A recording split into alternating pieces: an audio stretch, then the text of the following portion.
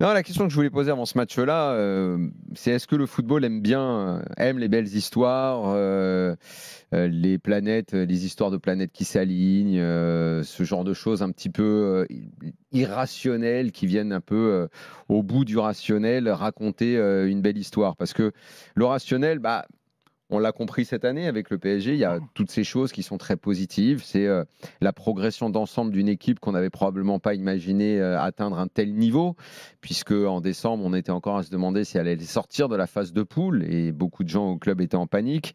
C'est la progression, le travail d'un coach, c'est des joueurs, Donnarumma, que beaucoup de supporters du PSG, après le match justement à Arsenal, avaient envie de renvoyer je ne sais où pour immédiatement faire signer Lucas Chevalier.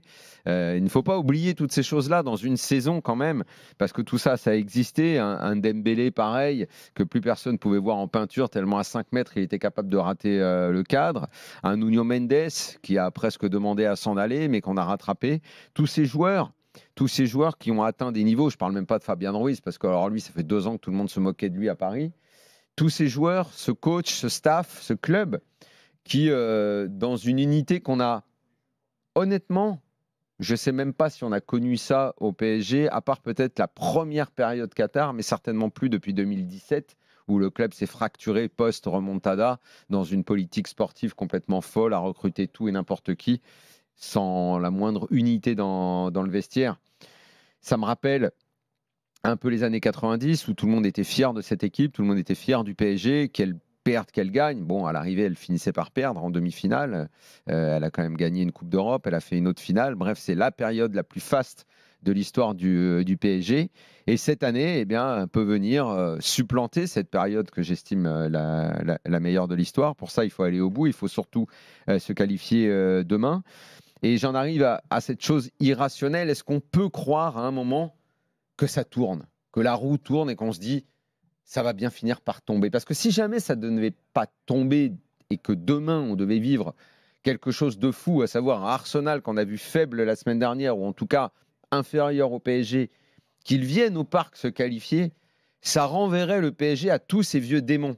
Démons qu'on pense avoir chassés cette année, qu'on pense oublier les soirs de Manchester United, tous ces matchs-là où on pensait que le PSG allait se qualifier et que traîne cette espèce de trouille qui fait que Jimmy veut absolument pas croire que c'est fait pour demain, parce que comme beaucoup de spectateurs du PSG et supporters du PSG, ils ont cette phrase « Ah, avec le PSG, on ne sait jamais ».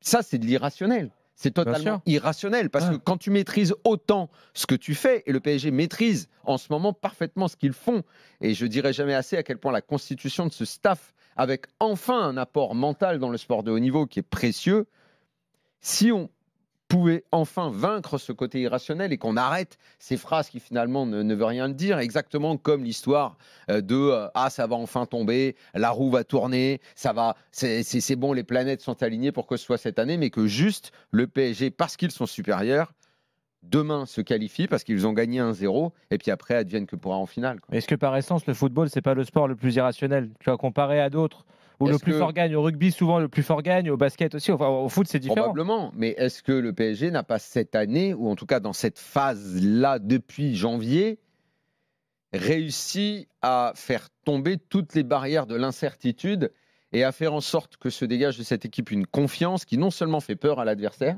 parce que tous les adversaires sont épatés, les gens d'Arsenal ont dit que c'était pas la même équipe qu'au match aller. Donc il y a déjà une crainte. C'est de la même façon, moi j'ai pas compris qu'Arsenal la semaine dernière aborde le match de cette façon, puisqu'ils avaient vu qu'Aston Villa avait fait pareil, à savoir avoir peur à l'aller, se faire un peu marcher dessus pour ensuite réagir tardivement, trop tardivement, parce que s'ils réagissent avant, je pense même qu'ils peuvent le gagner, Aston Villa. Donc cette crainte-là, finalement, c'est le PSG c'est au crédit du PSG qu'il faut le mettre.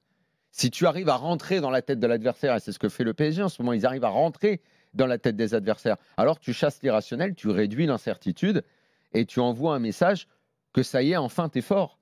Et que même un môme de, quel âge il a, doué 20 ans, 19 ans, qui à cet âge-là devrait quand même avoir de temps en temps les pieds qui tremblent. Pour l'instant, à part 2 ballons perdus à l'Emirates la semaine dernière, il n'a pas eu les pieds qui tremblent. Si un gamin de 20 ans est solide comme ça, alors tous les autres vont suivre derrière. Et ça va enfin le faire. Après, Il y aura la finale. La finale, évidemment que c'est pas gagné, que ce soit le Barça, Inter, évidemment. Je suis pas en train de dire que c'est tout droit maintenant.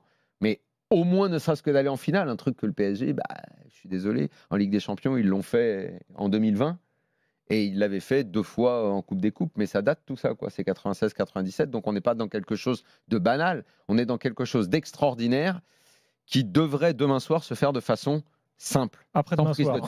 Mais la mentalité a changé, hein, ça c'est indéniable, ça c'est sûr, je suis tout à fait d'accord avec toi et je pense que les joueurs et le groupe, le club même, les gens qui sont autour du c'est le moment d'une union sacrée. Tout à fait, mais ils le voient exactement comme tu l'as décrit, Daniel. Après, moi ce que j'ai trouvé très intéressant, notamment dans les 2 visions un peu différentes d'Arteta et de Luis Enrique avant le match aller, c'est qu'à la même question, celle de savoir est-ce qu'une grande équipe doit gagner la Ligue des Champions par exemple pour être une grande équipe, Arteta avait répondu oui tout de suite, Luis Enrique a répondu non.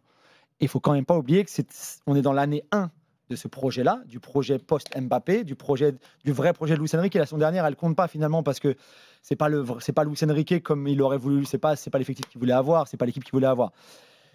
Donc tu es en avance finalement un petit peu sur les prévisions et tes pronostics à toi en tant qu'évolution de ton équipe principale.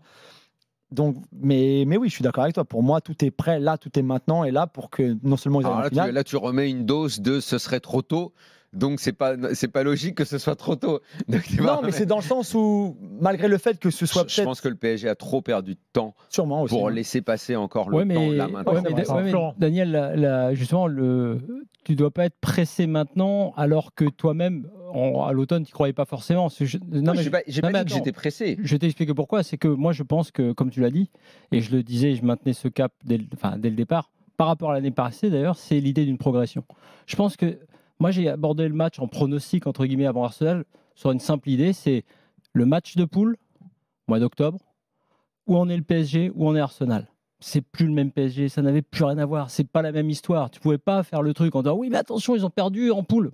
Et alors, rien à voir, pas le même. En face, pareil, c'est plus la même équipe. Plus la même équipe en plus, comme d'ailleurs Liverpool qui était passé un petit peu après son prime. Donc il y a ces données-là. Donc moi, je suis sur l'idée d'une progression. Donc dans l'idée d'une progression avec des insuffisances, parce que moi, je vais mettre des bémols à tout ça. Moi, sur Donnarumma, je n'oublie pas les sorties aériennes. Il n'a pas réglé son problème des sorties aériennes. Il n'a pas réglé tous ses problèmes. Sur la ligne, il a toujours été exceptionnel. Il est exceptionnel. Derrière, défensivement, ils n'ont pas réglé tous leurs problèmes. Donc moi, je me dis même comme... Donnarumma, rappelle-toi que c'était faut que Lucas Chevalier arrive. Mais moi, je ne suis pas en désaccord avec l'idée, c'est ce que je suis en train de te dire, que dans l'idée d'une progression, cette équipe a encore des failles. Ça ne t'empêche pas de vouloir la gagner tout de suite. Tu as raison, tu as assez perdu de temps. Si tu peux la gagner cette année et que ça se passe bien, tu la gagnes. Mais ce que je veux te dire, c'est par rapport à ce que tu disais, pourquoi moi je trouve ça très bien dans cette idée de confiance, d'union sacrée. Je trouve ça très bien parce que ça laisse la possibilité de continuer une progression, le fameux projet, au moins sur 3 saisons, tu vois, 3-4 saisons. Tu as eu la première avec Mbappé, compliqué pour plein de raisons. Tu as la deuxième, comme dit Julien, c'est pas forcément... Quel exemple on a d'équipe qui, dans un projet, comment dire, voit une évolution totalement linéaire, c'est-à-dire pour le coup très rationnel, où la première année t'es demi, la deuxième tu as gagné. Le Liverpool de Klopp un peu, tu as eu c'est ce que j'allais dire. Est-ce que le Liverpool de Klopp, quand ils se font, comment dire, un petit peu roulé dans la farine par le Real avec cette action initiale où Sergio Ramos dit en gros, les gars, nous on a l'habitude ici, vous arrivez, hop, je te prends, je te pète le roi, ça là, dégage de là, on va gagner. Et que finalement il la gagne en 2019. Finalement, est-ce que c'est un petit peu cet exemple-là? Il a mis plus longtemps, Klopp, parce qu'il arrive en 2015 quand même.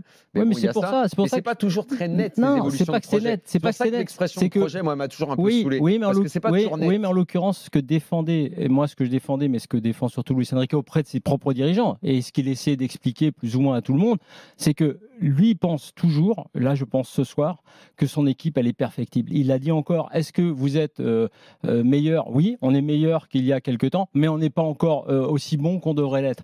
Donc tu peux passer Arsenal, parce qu'à mon avis PSG est supérieur à Arsenal en ce moment. Le PSG a été à l'aller, donc ils vont passer Arsenal probablement. Mais derrière, tu verras si tu peux gagner la finale. Ce que je veux dire, c'est que le plus beau, la plus belle réussite du PSG de cette année et de l'an dernier, enfin depuis l'an dernier, mais de cette année, c'est d'avoir réussi à gagner. Même, moi je défendais cette idée, que même s'ils n'étaient pas sortis de la poule, Ça voulait pas dire que le projet était bidon. C'est difficile à entendre, ça aurait été compliqué à tenir comme cap. Mais ça ne veut pas dire que le projet était bidon parce que tu as les mêmes joueurs, tu as les mêmes personnes. Peut-être, mais pourtant c'est ce que Luis Enrique défendait. Et moi je pense que Qatari, il n'aurait pas défendu. Bah, je suis pas certain. Et je pense derrière que cette idée-là, c'est une idée vraiment nouvelle, mais que ce qui s'est passé avant a servi à arriver à cette idée-là. Donc ça n'a pas été totalement inutile. Et après, pour finir juste sur le match de mercredi, je pense vraiment que ce PSG-là, en dehors de tout ce qu'on a dit, de la progression, je pense que même physiquement, il est supérieur à Arsenal. Et je pense que dans ces fins de saison, cette donnée-là, elle compte aussi. Arsenal dégage. Toutes les équipes semblent beaucoup plus fatiguées que le PSG, les 4 restantes.